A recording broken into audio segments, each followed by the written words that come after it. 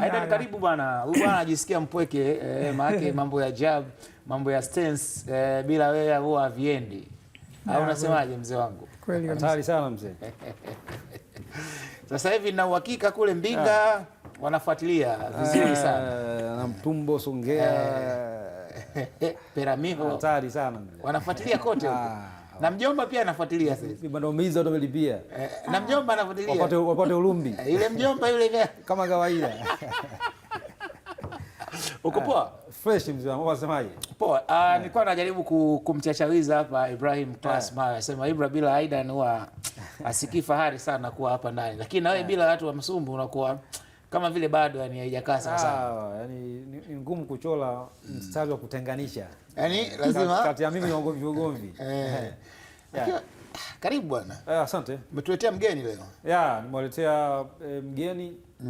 Na of course itakuwa ni interview ya kwanza au ni kwa mara ya kwanza nazungumza tangu ametoka nchini Thailand, mjini Bangkok.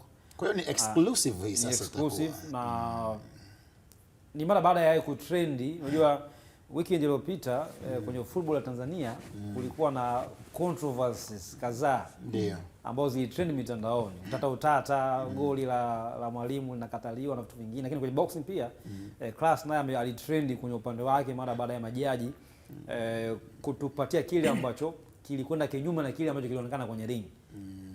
Kwenye fight yake ambayo alicheza kule Bangkok. Nimeona kwenye ukurasa wako pale wa Instagram wameandika wamefanya unyang'anyi.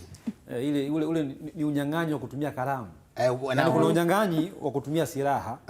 Alafu kuna unyang'anyi wa kutumia kalamu. Yaani unamnyang'anya mtu haki yake kwa kutumia kalamu. Kwa nini umesema vile? Nimesema vile kwa sababu boxing, fight yote ya boxing huwa inakuwa scored kwa kutumia pen ama kalamu na majaji, sio? Sasa endapo inatokea majaji wana score tofauti na kile ambacho ama tofauti na uhalisia wa fight husika, huo ni unyang'anyi of course. Huo hiyo ni robbery. Wanafanya robbery, wanafanya unyang'anyi kwa kutumia kalamu zao. Kwa hicho lako wewe kwani umeonaje? Alafu tukaangalia angalau kidogo kilichokuwa kinatokea. Of course mimi nilizungumza tangu ile juzi nilivyoingia kwenye kipindi hapa. Kwangu ilikuwa ni fight ambayo hakukuwa na namna yoyote ile ungeweza kusema Class hakushinda hii fight hapa. Alidominate fight kwa sehemu kubwa ya rounds. Ziko baadhi ya rounds of course huyu Duang mpinzani wake alipandisha game yake na alichukua baadhi ya rounds, lakini sehemu kubwa ya rounds Class aliweza kuzichukua. Ilikuwa ni moja kati ya performance bora za Class kwa kipindi cha karibuni. Fight iliyopita sida na si performance yake ilikuwa ya kawaida. Haikuwa imvutia watu wengi. Kwa na ile alipigwa. Of course ile anasibu ile. Mimi Pacman. Wewe ndio uliniambia ile kwa mbele ile alipigwa. Mimi ile performance ya Class hapa. Nasema hapa mbele yake leo. Ile alipigwa. Na nishamwambia huyu mwanangu niongea naye. Asijisikie vibaya. Lakini hii fight alicheza vizuri, si ndio? Hii fight ilikuwa one of the best performances za Class kwa kipindi cha karibuni. Speed yake, hiyo footwork yake ndio mara zote imekuwa ni msingi. Mama ambapo pia alikuwa na control. Umeona kama ametengeneza sana mguu au mimi ndio namtazama vibaya. Leo naona kama mguu wake umejaa sana. Atatuambia mwenyewe, yes. Ibra atakuja kutuambia hilo baadaye au sio? Speed yake na kila kitu, accuracy yake, ule usahihi wake kwenye punching ilikuwa ni vyote vilikuwa kwenye level ya juu. So ilikuwa ni aggressiveness yake. Unajua moja kati ya vigezo ambavyo majaji wanavitumia ni hiyo aggressiveness. Namna ambavyo umekuwa aggressive, una move forward, una press mpinzani. Class tumezoea kumuona ni bondia ambaye anapenda kutumia mguu wake wa nyuma kurudi nyuma, yani kutegea mitego, kumtegea mtu amfuate yeye. Lakini hii fight yeye ndiye ambaye anasukuma pace ya fight, anamfuata huyu Duang, anamkimbiza Duang. So alifanya kila kitu ambacho binafsi nadhani Class hii fight unatamani kama ungelikuwa sehemu ya majaji. Na hiyo ni moja kati ya changamoto kubwa ya kidunia. Yaani hii ni changamoto ya kidunia. Ndio. Uamuzi wa kuziamua fights moja kati ya mambo ambayo yamekuwa yakizungumzwa kwamba kumekuwa na changamoto sana. By the way, mimi kwanza nimpongeze Ibra pamoja na mambo mengine ambayo tumekaa tukizungumza kama utani, kama masiara, kama kukuchachawiza hivi. Hongera sana. Kwa hakika umeiwakilisha nchi vizuri sana. Sana. Mara nyingi sana wanasema ukitaka kupata ushindi ugenini basi knockout ndio inakuwa inahitajika zaidi. Okay. Lakini ulifanya kile ambacho kilikuwa kinahitajika kwenye hii fight kwa hakika. Mimi sio mpenzi, yani sio mjuzi sana wa fight, lakini kwa hakika nilikuwa natazama, nilikuwa naangalia kilichokuwa kinatokea, na Aidan baada ya kuposti akasema majaji wamefanya unyang'anyi wa kalamu. Nikaingia ndani zaidi sasa kwenda kuitazama. Bana, umetuwakilisha vizuri sana. Zipokee hizi pongezi kwa niaba ya dawati letu la Viwanjani, lakini pokea pia kutoka kwangu binafsi. Kwa hakika kwenye hii fight bana, ulifanya vizuri sana. Aidan, pengine ni kipi ambacho ulikiona kwa Ibrahim Class alikuwa bora zaidi kwenye hili pambano tofauti na mpinzani wake? Mimi nilikuwa nataka kuongezea kitu. One thing ambacho mimi nilipenda kwenye hii pambano ni namna ambavyo alizuia body punch. Mthailand alikuwa hafiki kwenye mwili wa chini wa Ibra Class. Na katika ngumi kama ukiweza kuzuia body punch, maana yake unazidi kutunza energy yako. Hata gadi yake ya uso, unajua hata alikuwa akirusha ngumi mara nyingi zilikuwa zinaishia katika gadi ya Ibra. Aidan Lilian anakuja darasa lako limekuwa kubwa sasa. Ni wanafunzi wangu. Mimi sijaanza kuwa wanafunzi wake jana. Ni wanafunzi wangu. Mpaka ulumbi mara nyingi sana. Unampa ulumbi mwingi sana. Amekuwa mimi siwezi kuficha. Chochote ninachokiona kwenye boxing, mimi nakishaga na nafahamu. Nikiona kitu sijakielewa, na namba ya simu ya Aidan. Hapo uzuri gani tunafahamiana kwamba tunakesha. Kwa hiyo nikimtext muda huo anajibu. Mimi nilipenda guard. Unajua siku zote kitu kingine ambacho nilikifurahia, alimezungumza vizuri kuhusu namna ambavyo alikuwa anafanya stepping. Hata namna ambavyo alikuwa anaukata ile uwanja, yani kwa ulingo. Yaani anakata ulingo kwa kiasi kikubwa, kwa sababu bondia ambaye alikuwa anatembea naye na yeye ni stepping. Ni mtu ambaye naye anapenda kutembea. Kwa hiyo mkicheza na bondia wawili ambao ni staili moja, kwa mmoja asipokata ulingo, mnakuwa katika wakati mgumu. Na hiyo alikiona kabisa Ibra hampi ile nafasi kwenye comfortable zone yake. Yeye ndo akawa anamfikia zaidi na zaidi. Kwangu naungana na wewe. Thailand kuna muda kama alichoka hivi nafikiri kwenye ile nusu ya pili ya fight, za mwishoni, sababu ukiangalia kuanzia raundi ya kwanza plan yake yeye ilikuwa ni kumfanya Class awe mtu wa kwanza. Kuanzia raundi ya kwanza, yani Class ndio anafanya tendo la kwanza, yeye ana counter, anajibu. Na nimezungumza hapa, hii fight Class ndiye ambaye alikuwa akimtafuta huyu, anamfuata. Yani alikuwa aggressive kuliko Dwang. Yeye ndo ana push ile pace ya fight. Class anamkimbiza jamaa. Sasa hiyo ilikuwa ikanamfanya pia Dwang muda wote awe anacheza na mguu wake wa nyuma. Okay. Anacheza anajaribu kila Class anapo close your distance kumfuata yeye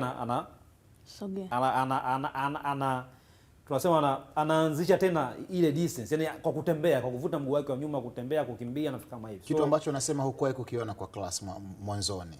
Yani asilimia kubwa ya opponents wengi wa Class ambao wanacheza nao, wao ndio ambao wao of course, yani hiyo ni dhana ambayo ipo. Silaha kubwa ya Class ni jab na footwork yake.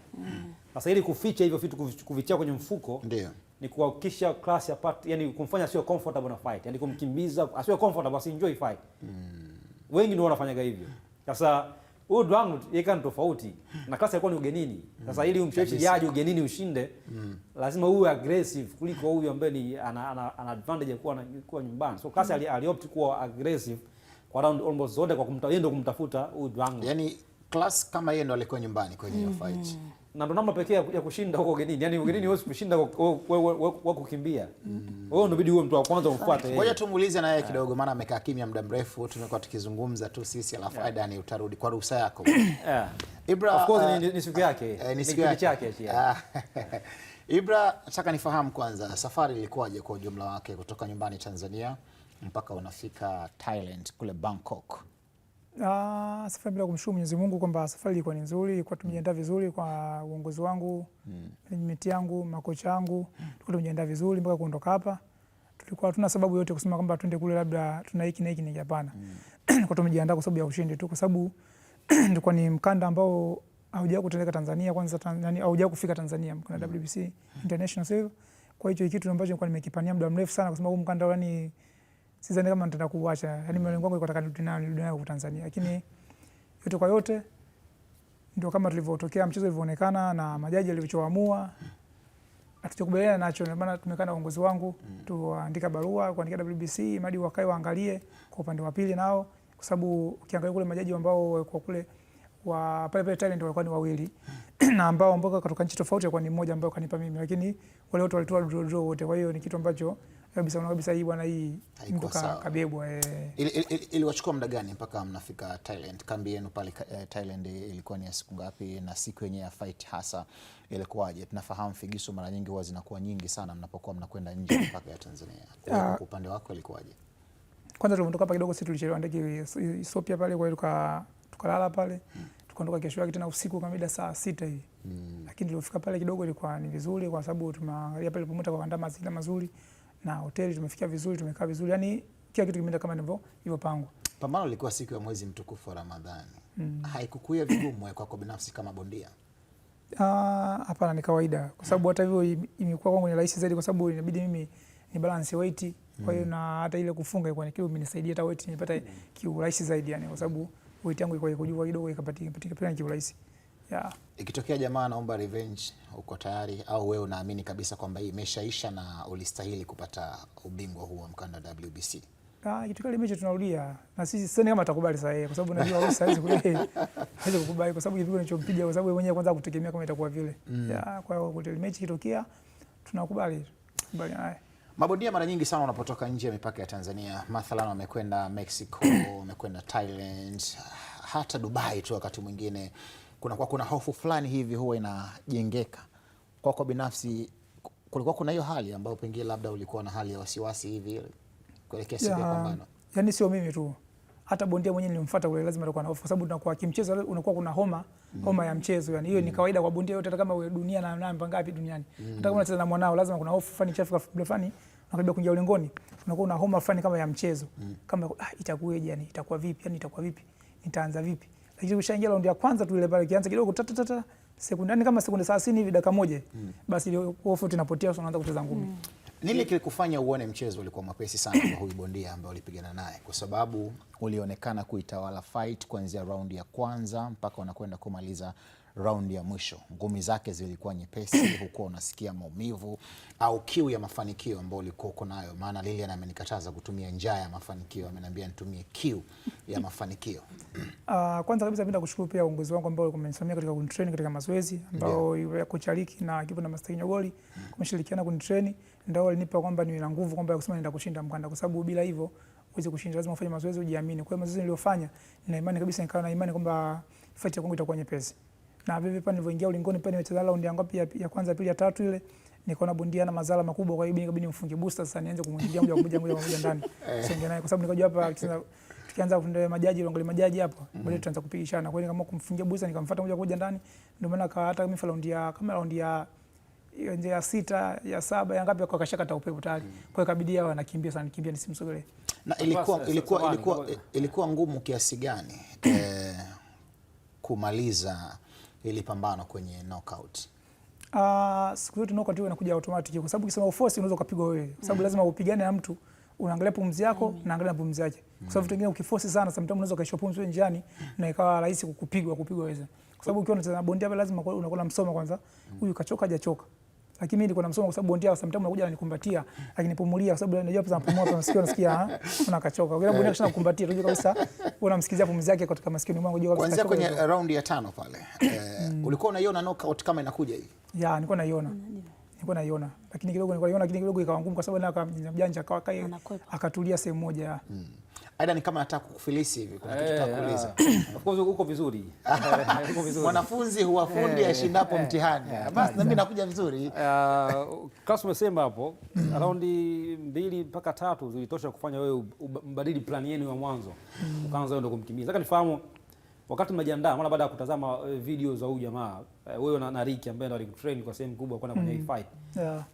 Kipi yani, nataka nifahamu ile plan yenu ya kwanza, ule mpango kazi wenu ambao mliuandaa mwanzoni kabla ya wewe kwenda kubadilisha baada ya round 3 za mwanzoni. Yani mligundua nini kutoka kwake baada ya kutazama zile zake za nyuma? Pale ulingoni. Ulingoni au yani wakati mnajiandaa mnatazama zile video zake? Mimi kifuwa na bondia, nikisema bondia ni huyu hapa huyu. Huwa namwangalia mara moja tu, kwa sababu nikimwangalia moja sometimes unajua unaweza kujitia pressure au kujitia nini, kwa sababu mimi namwangalia mara moja tu bwana, ndio huyu naangalia michezo za mwisho zile kama 2-3, nikitoka hapa basi nafunga mkataba, siangalie tena. Kwa hiyo mwalimu mwenyewe ndo angalia, ambao anajua sasa atanisimamia mazoezi gani, yeye ndo anakuwa na kazi ya kuangalia mazoezi ya opponent wangu. Ricky alikwambiaje? Kwa kwenye fight. Yaani tukafanya nini kwenye ile fight kabla sasa haujapata nafasi ya kushare naye ulingo, yani kabla ya pale Ricky alikupa kitu gani? Ricky alinipa mazoezi ambayo kwenda kushinda. Baada hapa tunafanya kushinda, yani kwa hiyo akanipa technique za kumkaba opponent wangu. Ya ndio kwa nipa ndio kwa nifundisha bwana, tukifanya hivi na kwa nikumbusha yani. Fanya hivi, tukifanya hivi, fanya hivi, fanya hivi, yani piga hivi, fanya hivi, train hivi, yani wa style ya opponent. Kwa hiyo vitu vingi ambavyo nilipewa, kwa hiyo ninashukuru Mungu kwamba vimenisaidia hata hivyo. Na power jamaa vipi? Power hana power. Yeah, sometimes hiyo nzitu bwana Ulaya huwa na technique moja kwamba mnaambia ile box mara kwanza ile. Anakuwa anatumia power kukutisha hadi usisogee kwake yani. Anakuwa anatumia nguvu nyingi. Kukutia hofu. Hasa ukivumilia zile raundi ya kwanza, ya pili, ya tatu zile unakuwa yeye pumzi kashaishiwa tena pale. Kwa hiyo ile muda wote inakuwa ni kusonga sasa kwanza kumwatakia kwa sababu anakuwa zile power zishaisha, kwenda kwa yeye kashachoka. Kwenda kwa anapiga kimipango sasa. Mazingira ya Thailand kwa maana ya hali ya hewa kuathiri kwa namna moja au nyingine. Yani leo Thailand ni ngumu sana kwa sababu nimefika tu pale airport pale. Nikaona kama joto nirudi kama feni la joto linanipepea usoni kwa sababu niko pumzi napumua kwa tabu. Kuna joto sana kuliko Tanzania. Kweli? Kuna joto sana Thailand. Kwa hiyo nilichofanya kwamba nikasema ili joto kulipunguza, nikamkumbuka master wangu Kinyogoli akasema ukienda sehemu nchi za nje yani usikae ndani. Jaribu kutoka pale tembea, nenda uwanjani tembea. Kwa mimi nikawa nafanya asubuhi naamka naenda kukimbia uwanjani kwenye uwanja wao kwa mpira, mimi naenda kukimbia pale. Nafanya mazoezi nakimbia, nilikuwa nakimbia nje. Kwa hiyo sikufanya mazoezi kwamba nikae ndani kwa sababu ni imani zetu ile hali ya hewa, imani siku ya siku isije kanisumbua. Na kweli nilifanya kama siku 2-3 hivi nishazoea hali ya hewa, nilikuwa na kawaida tu.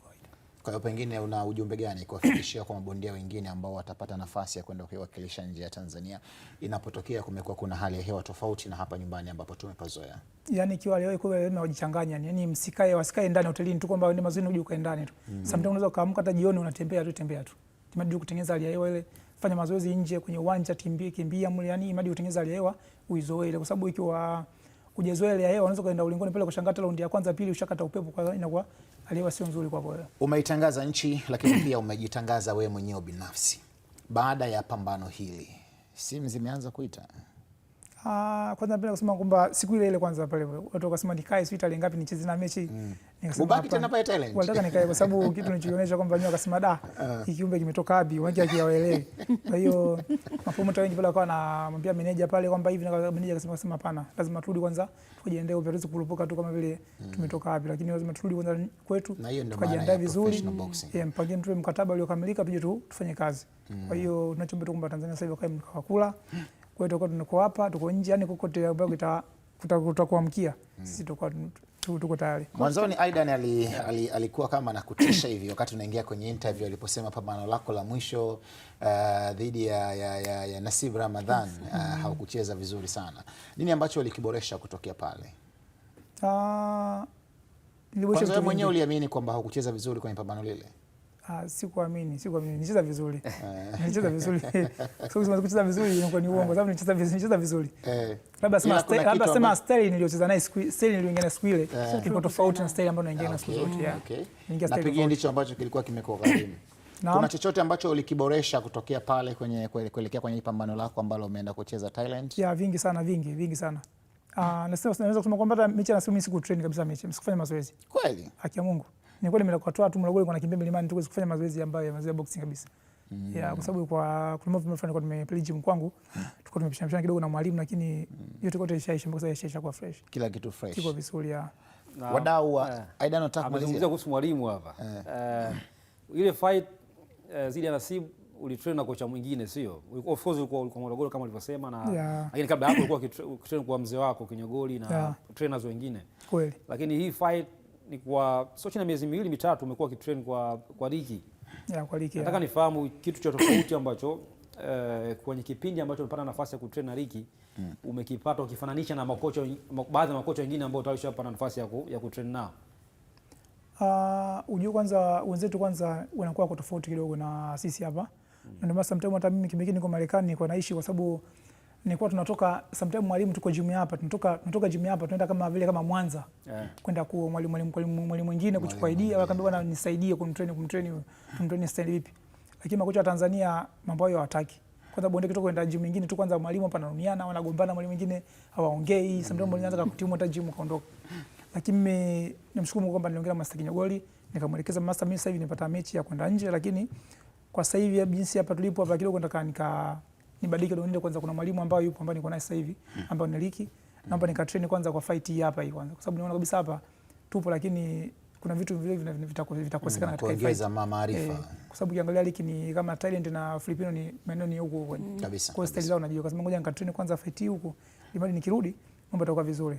Kwa mwalimu wangu aliniruhusu nikaenda, na kweli utofauti upo mkubwa sana, kwa sababu sometimes unajua si mazoezi tunafanya mazoezi tunavijitakia wenyewe, lakini kuna wenzetu wanafanya mazoezi kuna kusimamia. Unakuwa program kabisa, unaanza program hii unamalizia hii unakuja lazima zote umalize. Usipomaliza hizo, kwa sababu kuna ukule wote kumekuwa kuna miongoni mwa program ambazo mnakuwa nazo ni pamoja na kuzingatia kwenye masuala ya chakula. Chakula ndio kinatakiwa sana, chakula na muda wa kupumzika sana, kwa sababu unakuwa program ya chakula na muda wa kupumzika, kwa sababu ukiwa lazima upumzike sana. Muda wa kupumzika, mimi mechi yangu nimepumzika sana mpaka nimeenjoy, kwa hiyo nifanye mazoezi kweli. Kwa ulichozingatia ni kwamba sio tu mazoezi, lakini pia unahitajika muda wa kupumzika. Mwili upoe, maana kwa ajili ya kutengeneza energy nyingine. Ibra, wewe ni bondia wa kimataifa wa Tanzania. Tukianzia hapa nyumbani sasa, pengine kuna bondia ambaye unatamani siku moja ukutane naye kwenye uzito wako? Yani kutana naye kivipi yani? Kwenye ulingo, yani ushare naye ulingo, yani kwa hapa nyumbani Tanzania. Sema sasa hapa kwa level ambayo nimefika natamani kukutana na bondia fulani. Mimi sitamani kukutana na bondia yote. Mimi natamani yani mtu aweke hela mezani, bondia yote aliyo mbele yangu mimi napita naye yani. Kweli? Yani yoyote atakokaa mbele yangu mimi siangalii, mimi naangalia hela imewekwa, hela mzigo umetua, tunaingia ulingoni. Kwa sababu mimi nafanya mazoezi kwa sababu ya kupigana, sio kwa sababu ya kuchekesha wala kufanya nini. Kuchekesha usio. Na mpango wako sasa hivi kimataifa ukoje labda? Mpango wa kimataifa sasa hivi yani tumejiandaa vizuri sasa hivi, ila kila kitu kinaendelea na management yangu ambayo inapanga program zote. Kwa mimi nasema kama TV tu sasa na bonyeza leo tuweke channel gani, yani sinema zetu nini, yani ndio hivyo. Kwa hiyo mimi nasikilizia tu kwamba uongozi wangu unanielekeza tufanye hivi, nafanya hivi, tufanye hivi, tufanye nafanya hivi. Sasa Ahmed, tumegusia kuhusu matokeo na nini, lakini hatujataja exactly nini kiliamuliwa kwenye ile fight. Sawa. Hapo ndio ilikuwa kijiti chako sasa. Ile ilikuwa ni majority draw kwa mujibu wa majaji. Majaji watatu waliamua ni majority draw, kwa maana ya jaji mmoja kati ya wale watatu alimpa class, ilikuwa ni 97 kwa 93, sio? Class na majaji wawili wakaweka 95 kwa 95 kwa masaa, ambao majaji wawili wao ni wazawa pale Thailand. Huyo jaji mmoja ni neutral, sio mzawa pale. Hiyo ndo akawa amekuwa fair, amempa class 97 kwa 93. Sasa mara baada ya matokeo class na timu yake hawakukubaliana naye matokeo. Sasa pia tuambie ni kipi ambacho kimefuata, kama kishafanyika tayari na mipango iko vipi mara baada ya ile scorecard ya majaji kusomwa pale, status ikoje kwa ninyi? Sisi kama management, mimi na uongozi wangu, management yangu ambao tumekaa kwanza tukubaliana na matokeo ambayo yametoka, ambao wametoa majaji pale. Kwa hiyo tumeandikia barua WBC, kwa hiyo mpaka sasa hivi tunasikilizia majibu atakaotupa. Ni siku 3 hizi watatupa majibu. Kwa hiyo sio kwamba tunawapinga majaji au tunapinga labda matokeo yaliyotoka, hapana. Kwa sababu tunaheshimu maamuzi yao. Wewe usemi majaji wote motoni. Naomba mapitio, sio wapitie upya. Wapitie upya na majaji tofauti wa pale. Kwa hiyo tuna imani watatenda haki na watatoa majibu sahihi ambayo tuko tunahitaji. Kwa hiyo tunachokuwa tunasema tunamshukuru Mungu kwa yote yaliyotokea. Lakini na hii kawaida aida ni labda unapoomba kuwa appeal huwa inachukua muda gani? Kwa maana ya kufanywa review ya kile ambacho kimetokea. Inategemea, ziko baadhi ya review zinajibiwa mapema. Kwa mfano hapa Tanzania ishatokea kuna fight moja ilimhusisha Tom Rashid dhidi ya Sabelo Ngediana pale Ubungo Plaza, ubingwa wa ABU. Kama nakumbuka vizuri ile fight, Tony hakucheza vizuri of course. Lakini majaji of course ile fight wakawa wamempa ushindi Tom Rashid. Lakini nakumbuka usiku ule matokeo yalibadilishwa na asubuhi yake kabla jamaa hajaondoka usafiri. Matokeo yakabadilishwa na akapewa mkanda, kama nitakuwa sijakumbuka. Akapewa mkanda ya Sabelo Ngediana akaondoka kwenda Afrika Kusini. Sasa kama matokeo hujakumbuka vipi na umekumbuka? Unajua mambo mengi afuzee pia. Kwa hiyo hiko baadhi ya mifano ambayo kutokea. Hata mwaka jana nakumbuka kuna fight moja ilimhusisha bondia Navarrete kule nchini Marekani dhidi ya bondia mmoja anaitwa Jesus, kama ndio sijakuchanganya jina lake. Ile fight iliamuliwa kuwa ni technical win kwa upande wa Navarrete mara baada ya Jesus kuwa amepata alichanika juu ya jicho, so jicho ile damu ikaanza zinavujia kwenye jicho. Kwa waamuzi wakawa wamempa ushindi Navarrete kwa maana ya technical win kwa Navarrete kuwa amepata injury ambayo inamfanya ashindwe kuendelea na fight, na wao walitafsiri kama ile jeraha lilikuwa ni matokeo ya clean punch, ngumi halali. Lakini baada ya kupitiwa upya wagundua ile cut ilikuwa ni matokeo ya kichwa, aligongana vichwa. Kwa hiyo ikatangazwa kuwa ni technical decision ambayo ilikuwa ni hakuna mshindi, no contest. So ziko baadhi ya mifano ya aina hiyo ambayo inatokea kwenye boxing kwa matokeo yale ya awali kupitiwa, na kama of course hiyo panel mpya ikajiridhisha kwamba kweli kuna kitu hakikuwa sawa, wanaamua vinginevyo kulingana na kanuni zinavyoelekeza, kama ni kuamua hakuna mshindi au kama wataamua watampa ushindi yule mwingine. Mifano iko mingi sana ya aina hiyo. Sawa sawa. Ibra, swali kwangu mimi la mwisho, halafu Aidan utaendelea kama la ziada. Nikiangalia kwenye hii fight nimeona umejaza sana kwenye miguu, au mimi sikuwahi kukuzingatia huko mwanzoni? Ni imani, ni mazoezi niliyofanya nimejaza. Na mwenyewe lakini unaona kama umejaza. Yani nilikuwa niko fit, yani nilikuwa niko fit kweli, yani siongee uongo, kwa sababu mwenyewe mpaka nacheza pale ulingoni kwa mpaka round ya kwanza mpaka ya mwisho sijahisi kama nimechoka chochote. Ulitamani hata ziongezeke hata 3. Hata ziongezeke zile 2 zinabakia, zingeongezeka hata 2 zetu tungemaliza, yani yuko vizuri. Mimi nimemaliza. Aidan, upande wako? Sasa tulikuwa tukizungumza, of course kitu kikubwa ambacho kinatufanya sisi tumwalike klasi hapa ni ule utata ambao umetokea kule nchini Thailand pale mjini Bangkok. Utata ambao ulisababishwa na majaji kuto kuifanya kazi yao sawa. Sasa nikasema nitumie jukwaa hili la Viwanjani ndio kuja kushare na watumiaji wetu wa maudhui ya Vitasa ndio vile vigezo ambavyo vinatumiwa na majaji kwenye kuiscore fight yoyote katika professional boxing. Yani wale majaji wana vigezo ambavyo vinawaongoza kwenye kuiscore fight yoyote, na hizi ni vigezo vinne andiko 3, lakini ni vigezo viko vigezo vinne ambavyo majaji huwa wanavitumia vya msingi ambao vinawaelekeza majaji kwenye kuiscore fight yoyote ile katika ngumi za kulipwa. Kwa maana hizi ni criteria kwa lugha nyingine kimombo. Kiswahili ni vigezo ambavyo majaji wanavitumia katika kuiscore fight yoyote katika ngumi za kulipwa. Kigezo cha kwanza kabisa ambacho kinaongoza ni kutazama zile ngumi halali ambazo zimefika clean punches. Wanaangalia ile quality ya ngumi, lakini pia namna ambayo imekuwa ile placement yake kwenye target.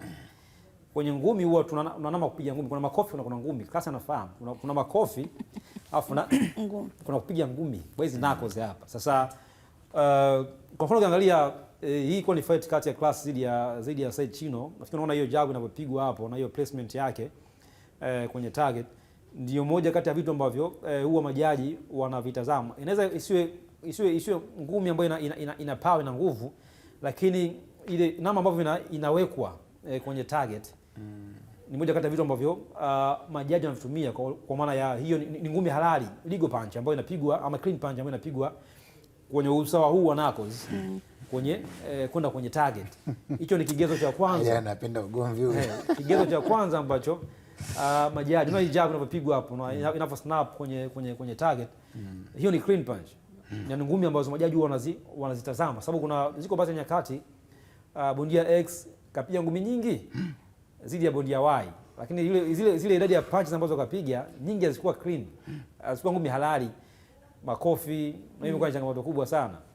Lakini mtu akapiga ngumi chache, lakini katika hizo chache nyingi zikawa ni clean, kama ameshinda fight. Sasa kigezo cha kwanza ambacho kinatumika ni kuangalia kwa kuhesabu, kuangalia zile ngumi halali, nani ambaye alikuwa na idadi kubwa ya ngumi ambazo zilikuwa ni clean punches kwenye target. Kigezo namba 1. Namba 2, huwa wanaangalia defense. Yani kwenye boxing huwa tuna kanuni yetu moja tunasema offense bila defense ni sawa na sifuri. Yani unaposhambulia wewe, yani mimi bondia Y ninapomshambulia bondia X pasi na mimi kuzuia mazingira mimi kupigwa, hiyo haina maana yoyote. Na ndio maana kigezo cha defense ni moja kati ya vigezo ambavyo majaji wanatumia kwamba unampiga mwenzako sawa, lakini make sure na wewe auruhusu punches kwenye kichwa chako. So kama unampiga naye anakupiga, unampiga 2 na kupiga 3, ina maana yote. So defense, namna ya kujilinda ni moja kati ya mambo ambayo pia majaji wanayatumia katika kuiscore fight. Namna ambavyo una pitch hizo punches, una dodge punches, una block punches, footwork yako pia kwenye kumfanya mpinzani wapate shida kukupata wewe, unavyo control distance na kumpa wakati mgumu mpinzani kwenye kukupata wewe, ni moja kati ya vigezo ambavyo majaji wanavitumia kwenye kuiscore fight. Hicho ni kigezo namba 2, defense, moja kati ya vigezo ambavyo lazima bondia awe navyo. Lakini pia namna ambavyo unaiendesha fight husika, pambano, unavyoendesha pambano, tunasema kwa kimombo wanasema ni ile effective aggressiveness, namna ambapo unampush mpinzani, unamfuata huku ukitupa punches, hiyo ni aggressiveness. Lakini ili kumconvince judge, lazima hiyo aggressiveness yako iwe effective aggressiveness. Yani kwamba sawa, mimi nakufuata wewe na push pressure fight na move forward na kupress na rusha punches, lakini lazima mimi pia kati na mimi kwenye huo mchakato wa kufuata wewe nihakikishe wewe unipigi. Ndio effective aggressiveness. Unaweza kuwa aggressive lakini ukawa unapigwa ngumi muda wote. Kwa mfano hii fight round zote 10 ambazo Chino alicheza Class, Chino alikuwa aggressive kuliko Class. Huyu ndiye ambaye alikuwa anamfuata Class muda wote. Lakini ukiangalia kwenye hii fight muda wote Class alikuwa anampiga Chino. Yaani Chino anamfuata Class, anampush Class. Lakini Class ndiye ambaye alikuwa ana score fight. Sasa hiyo aggressiveness ya Chino haikuwa effective. Ndio maana akashinda kuconvince majaji. Mbona sema effective aggressiveness? Yaani kwamba sawa kuwa aggressive kwenye ring, mfuate mpinzani, mpress, lakini make sure wakati unatupa punches, unafanya unaonesha hiyo aggressiveness yako, hakisha wewe hauruhusu punches. Chino alikuwa aggressive zidi ya Class. Alikuwa akipush pressure fighter na mfuata na mtumiza Class. Lakini Class ndiye ambaye alikuwa na score muda wote. Ndiye ambaye anapiga clean punches na fika. Sasa hiyo aggressiveness ya Chino haikuwa effective na haikutosha kuweza kumconvince judge. Chino anaweza akawa anachukua darasa hapa. Of course ni mvumbi anafahamu hivi. Kwa hiyo namna ambavyo unaendesha fight kwa kuhakikisha wewe pia haupati madhara ni kigezo kingine ambacho majaji wanakutumia. Ziko baadhi ya nyakati fights nyingi tunatazama bondia mmoja anakuwa aggressive dhidi ya mwenzake. Wafuata hii, mimi kuna watu wananiambia mbona Chino kama shina, naambia hapana, Chino kashinda vipi fight? Alikuwa aggressive sawa, lakini ukiangalia ni Class nyingine ambayo ana land clean punches muda wote. Hiyo jab yake anapiga na connect right combination yeye muda wote. Ingani Chino ndiye ambaye alikuwa aggressive kuliko Class. Ila ni Class ndiye ambaye alikuwa na score kuliko Chino. Sawa, tumekuelewa hapa. Yeah, so hicho ni kigezo kingine ambacho wajaji wanatumia. Lakini pia kigezo namba 4 ni huu utawala wa ulingo, tunaita ring generalship. Namna ambavyo bondia una utawala ulingo, unasukuma pace ya fight kama msanii kutawala jukwaa. Kutawala jukwaa, yes. Sasa kwenye boxing hii ring lazima uitawale. Utume pana yake. Kama hivyo mfuate, uitoe fight pembeni, ulete katikati. Ukiwa mtu amekufanyia amekupress kuja kwenye ring, umtoe umlete katikati tena. Kutawala ile ring ni moja kati ya mambo ambayo na utawala wa ring unapaswa kuambatana na namna ambavyo pia unaiendesha fight. Yaani unatawala ring ndio. Sio kwa kukimbia. Yaani unatawala huko na score, unaamua zile nyakati bora za ulingo kwamba tupigane, nitunze distance, nifanye hivi, ni create angle. Huo ndio utawala wa ulingo ambao bondia pia anapaswa kuonesha kwenye ring ili kuweza kuwashawishi majaji na kuweza kuwa mbele kwenye points. Sasa huo mfumo wote hivyo vigezo vyote vinne ambavyo nimevitaja hapa ambavyo ni vigezo vya msingi vinaanguka kwenye mfumo unaitwa mfumo wa pointi 10, 10 point system. Ndio mfumo ambao unatumika kwenye boxing. 10 point system. Kwenye kila round kila bondia anakuwa na round zake 10 na point zake 10. Unachofanya wewe ni kuzitunza, kengele kingoa pap una jukumu la kutunza point zako 10. Na mmoja pia ana jukumu la kutunza point zake 10. So bondia ambaye atakuwa amescore fight vizuri, round ikiisha anakuwa na 10. Huyu ambaye anakuwa akuscore vizuri anakuwa na 9. Unashaona kwenye score card anakuwa 19 kwenye round.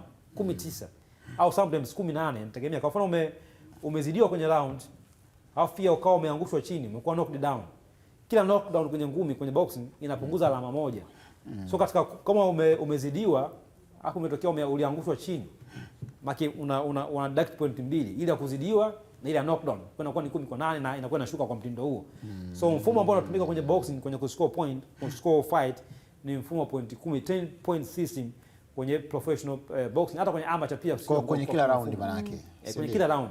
Hapo baadaye ndo wanazijumuisha zile point zote kwenye round zote na kutoa majumuisho ya jumla.